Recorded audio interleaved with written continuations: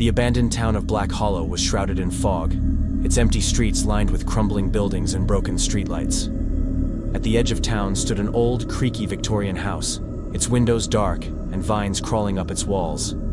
A young woman, Clara, had just moved in, hoping to start fresh. On her first night, faint whispers filled the air.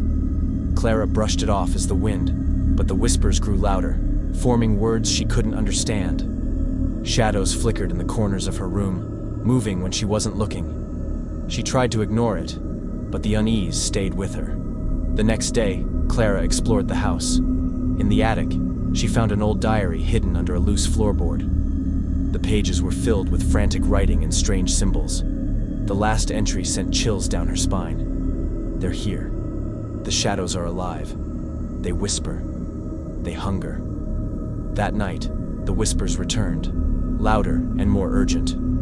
Clara's heart raced as the shadows in her room began to move, stretching and twisting into human-like shapes.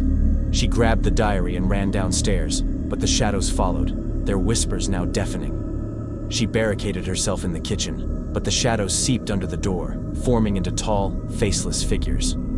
Clara's hands trembled as she flipped through the diary, searching for answers. One page mentioned a ritual to banish the shadows, but it required an item she didn't have. Desperate, Clara grabbed a knife and sliced her palm, letting her blood drip onto the floor.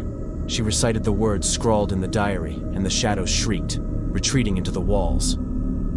The house fell silent.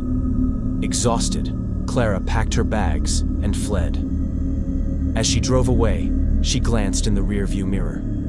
A shadowy figure stood in the road, its hollow eyes fixed on her.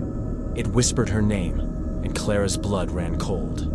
She stepped on the gas, but no matter how far she drove, the figure remained in the mirror, growing closer with every mile.